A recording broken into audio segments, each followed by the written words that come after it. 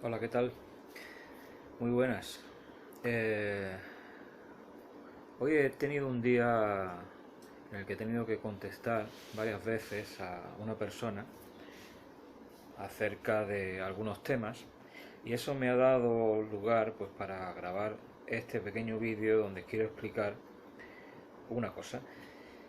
Eh, Vamos a ver, Jesucristo, como vemos en la Escritura, fundó, inició, pongan la palabra que quieran, una iglesia, la iglesia. ¿Estamos de acuerdo en eso? Bien.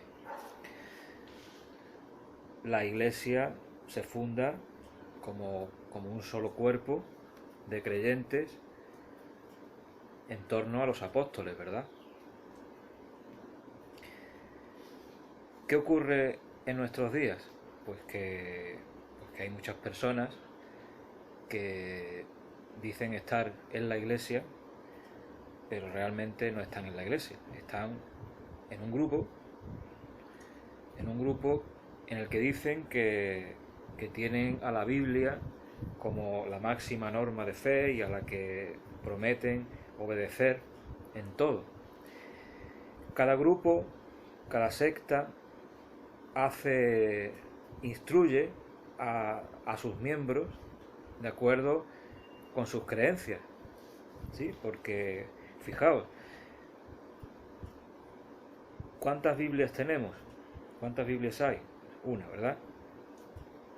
¿Cuántos Nuevos Testamentos se escribieron o se recopilaron? Uno, ¿no? ¿Cuántos Evangelios de San Mateo hay? Uno, ¿verdad?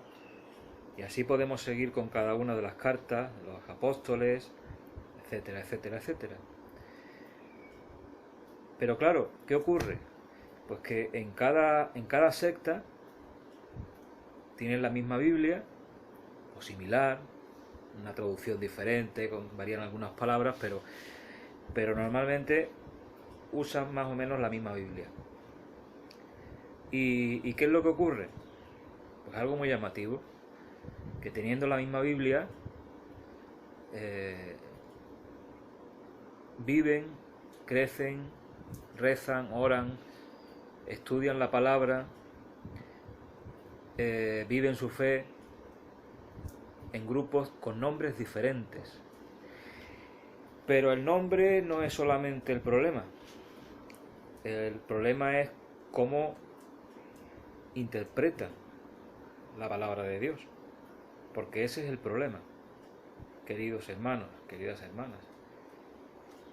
Gracias a un hombre llamado Martín Lutero, en el siglo XVI, se fueron creando a lo largo de los siglos siguientes grupo tras grupo tras grupo, división tras división tras división tras división, todos ellos con un denominador común. La Biblia es la palabra de Dios y nosotros obedecemos la Biblia. Muy bien, muy bien. Eso, así dicho, suena muy bien. Otra de las cosas en las que se unen todos estos grupos es en atacar, curiosamente, a la Iglesia Católica. Es muy curioso. Quiero que mediten en eso. Grupos diferentes, con doctrinas diferentes, que están unidos en una cosa: atacar a la Iglesia Católica. Y claro, eso me lleva a pensar y a recordar las palabras que nos dijo el Señor. El Señor dijo que si a Él lo habían perseguido, a sus discípulos también los perseguirían. Que si a Él lo habían matado, muchos de sus discípulos también correrían la misma suerte. Al Señor lo insultaron, le escupieron, lo torturaron, precisamente porque decían que era un farsante. Qué curioso. Ese es el nexo de unión que tienen la mayoría de las sectas, por no decir todas las sectas. Atacar a la Iglesia Católica. Es su objetivo. Quiero que mediten en eso hoy, porque me parece que es muy importante. Una persona, un católico puede dialogar con un protestante, con un miembro de otra iglesia. Normalmente estos hermanos separados no suelen decir yo soy de esta denominación o yo soy de aquella denominación. Es muy curioso, me lo he encontrado en los últimos años. Ahora mismo no recuerdo a nadie que se haya acercado a mí diciendo yo pertenezco a los pentecostales, yo pertenezco a los bautistas. No lo dicen. No lo dicen. ¿Por qué? ¿Es que se avergüenzan de decirlo? ¿Es que creen que hay algún problema? Yo pienso que su subconsciente les traiciona o les indica en ese momento que no conviene. No conviene decir soy de tal grupo. Sí. Eso es lo que yo creo firmemente. Yo digo que soy católico, no tengo problema. No me avergüenzo de decir que soy católico. La palabra católico comenzó a utilizarse, fíjense, nada más y nada menos que en el siglo II, a principios del siglo II. Todavía es posible que alguno de los apóstoles estuviera vivo cuando ya los cristianos ya empezaron a referirse a la Iglesia de Jesucristo como católica. La palabra católica significa universal. La situación de división que existe hoy entre los cristianos, entre las personas que dicen por todo el mundo que creen en Jesucristo, es escandalosa. Tan escandalosa es que contradice, por supuesto, la misma Biblia, cuando Jesús afirma claramente en el Evangelio de San Juan, en su oración al Padre, ora porque todos sus discípulos sean uno, estén unidos.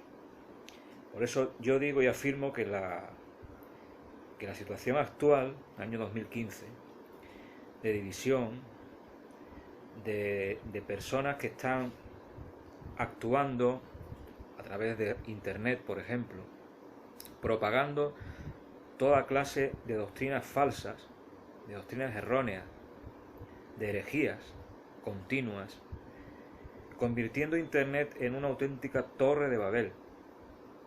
Eso es un escándalo. Y yo desde aquí, desde mi humilde puesto de vigilancia, os digo que si tú estás en una situación parecida, tienes que orar mucho al Señor para que te muestre la verdad de la unidad.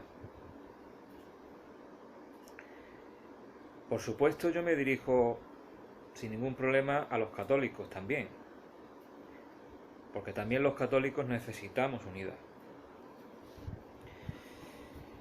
Así que no tengo más remedio que hacer este llamamiento a todas las personas que estén fuera de la Iglesia Católica, pues sí, para que se arrepientan y se conviertan. Aquellos que fueron católicos y se fueron a las sectas porque los confundieron y los engañaron, les pido que no se conformen, que cuando lean el Evangelio y vean que Jesús pedía unidad entre los creyentes, se planteen cómo es posible que tengamos esta unidad, que se planteen cuántas verdades existen, que se planteen cuántas interpretaciones de la palabra de Dios existen, que se planteen si la Biblia la interpretas tú o hay otra forma de interpretarla. Yo digo que hay otra forma de interpretarla. Y yo digo que la misma Biblia niega que una persona pueda inventarse una doctrina. Eso por supuesto no es cristiano, eso por supuesto es diabólico. Y con esto se cumple el objetivo y el plan de Satanás, que era el de hacer que los creyentes, que los que dicen y aman a Jesús, se convirtieran en lo mismo que el Antiguo Testamento nos enseñaba con la Torre de Babel, donde se confundieron las lenguas y nadie se entendía.